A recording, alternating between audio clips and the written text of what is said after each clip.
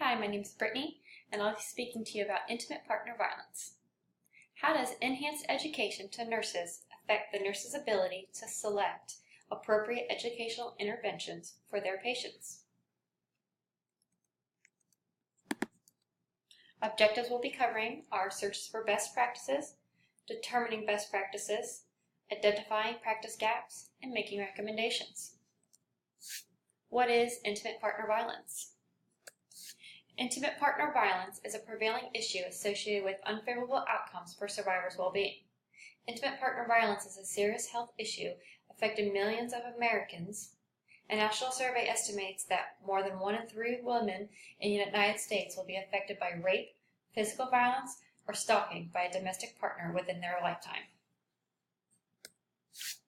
Significance to the problem: associated with plethora of deleterious consequences to survivors' well-being. IPV is a significant problem because of its high prevalence rates and associated with deleterious consequences such as depression, anxiety, PTSD, suicidal ideation, social functioning, and financial insecurities. My PCOT question is intimate partner violence. How does enhanced education to nurses in the state of Florida affect the nurse's ability to select appropriate educational interventions for patients during the acute phase of the violence?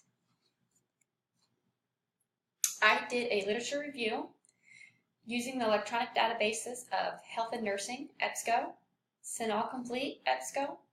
I used keywords in my search using intimate partner violence, coping experiences, intimate partner violence, the stressors, intimate partner violence with interventions.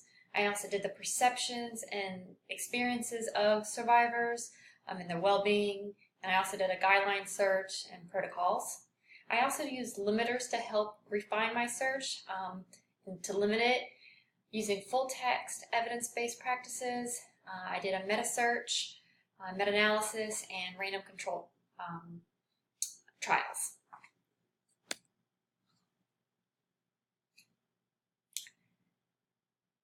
In my search, I found some findings that were very useful. Survivors use various coping approaches to handle high levels of stress, to bypass their violence in their lives, and to create safety. Specific coping approaches have been classified as protective processes linked with survivors' enhanced well-being, whereas other approaches have been classified as risk processes linked to diminished well-being. Obstacles include the stigma and taboo of talking about IPV. Findings suggest that regardless of the attempts made to bring about awareness of IPV, many continue to perceive it as a personal matter and that they should handle it amongst the couples. Multiple others describe IPV as a chronic stress with no end. One participant stated, with crisis, there is no end. Chronic is always there, so you have to have multiple ways of dealing with it.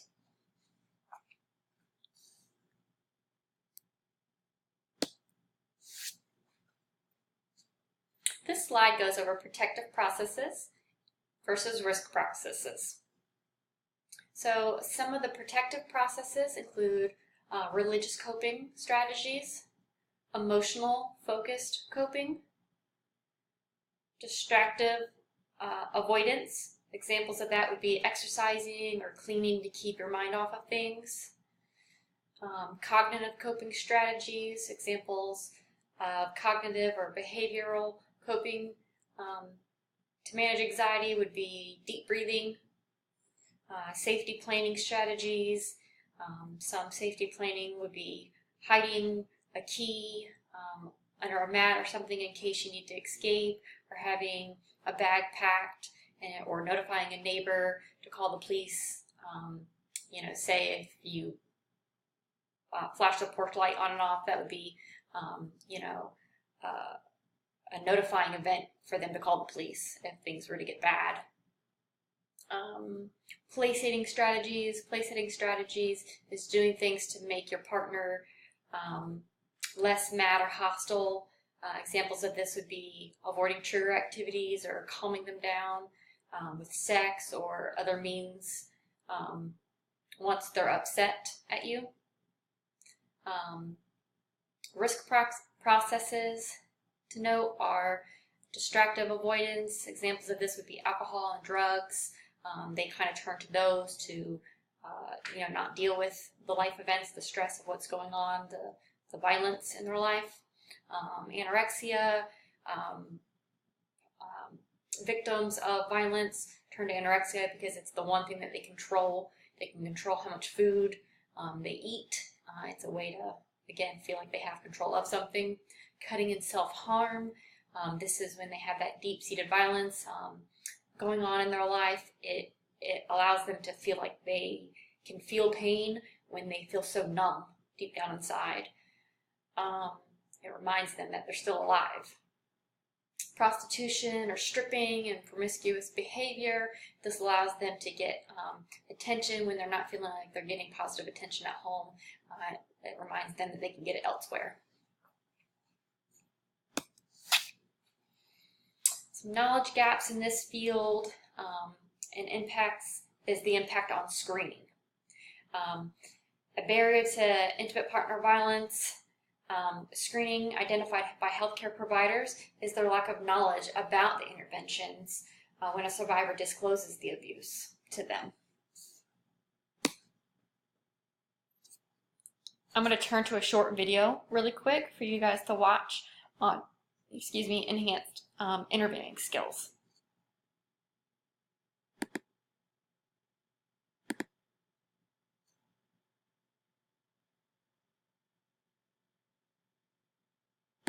I'm Roxanne Agnew-Davis and Director of Domestic Violence Training Limited, and I'm a clinical psychologist by background. As health professionals, we are trained to do no harm, but this is the question I would ask you. If we do not address abuse, might that not do more harm? All an abuser requires us to do is nothing. Domestic violence services, both locally and nationally, are available. You do not have to be an expert in domestic violence. You just need to know where to refer.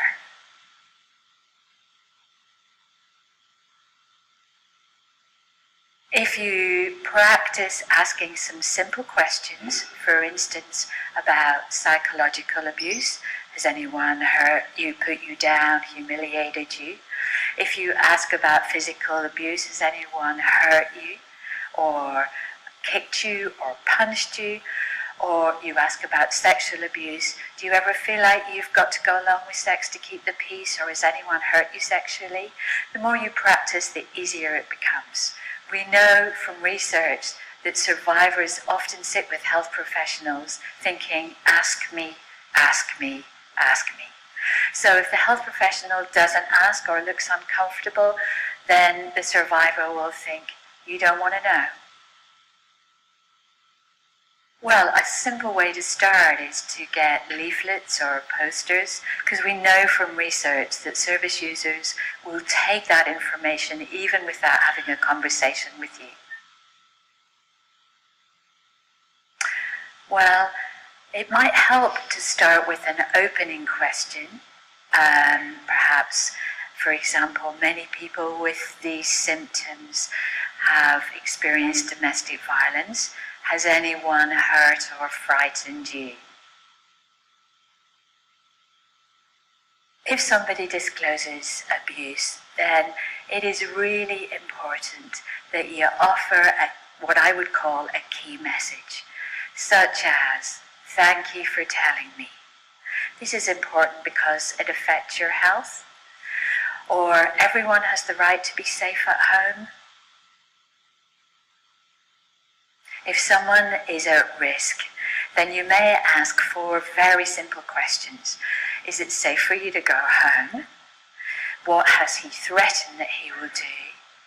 What are you afraid might happen? Or has he threatened or hurt the children? There are a number of things that you might say that could help a patient. For instance, there is help out there, or can I recommend a number or give you a card if it's safe for you to take away? I offer people the National Domestic Violence Helpline number, which is very easy to remember. It's 0808 because it is free, 2000 because we're in a new century, and 24/7 because it's there 24 hours a day, 7 days a week, in case they need it. If a hostage was being held on an aircraft by a terrorist with a gun, would you say that they enjoyed being there? Why might not they leave? They don't leave because they're frightened, and many victims effectively are hostages at home. Leaving or escaping from domestic violence is a process. This may take a series of different actions and follow-up to help people secure their safety. Domestic violence workers will give emotional support and practical advice. They will help patients think through their options so that the person has more informed choices about what to do. You could go onto the AVA Project website where there are a number of toolkits, including Complicated Matters, and there is a book that was edited by Louise Howard, Gina Fader, and myself that was published by the Royal College of Psychiatrists called Domestic Violence and Mental Health.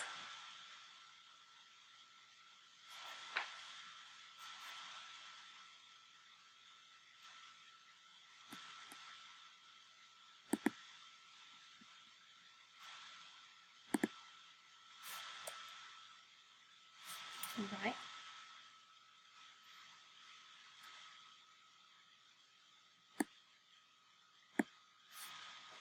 All right, some nursing interventions that we can be familiar with local communities for IPV resources that are important would be the National Domestic Violence Hotline. Numbers are listed there. We have a local Trinity rescue mission. This is good for women and children. It's a shelter. We have 3 domestic violence and abuse shelters locally.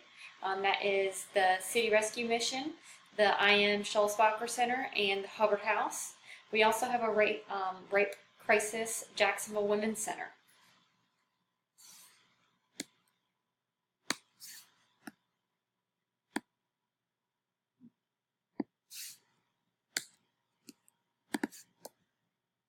Nursing interventions continued. Acknowledgement and validation. So, as mentioned in the video, it's important to say things like, I know this is very hard to talk about with you, and that you've been so brave to speak with me, and again, thank them, because what they're doing is very courageous by speaking out and disclosing things that's happened to them. Avoid saying things like, everything is going to be all right, all you have to do is do this. Danger assessment and safety planning are important things for improving care and patient outcomes. This is asking the patient if it's safe to go home. That would be an example. Also important in improving care and patient outcomes is documenting the assessment findings and all findings. Very important. Your conversations and findings. What you did for them, the plan of care, and everything. Guidelines that were found on the WHO website you can go to refer to all of them, just some that I'll mention real quick, providing links to other services, ensuring privacy and confidentiality, offering online the first line support when women disclose the violence, universal screenings, providing posters and pamphlets about intimate partner violence. This is important. I will say this on that one. It's quick for them to take home with them, but make sure that before you offer something like that or put something in their bag, that it's safe for them to take something like that home, because if they're found with that, that could also lead to the violence. Clinical care. again, survivors and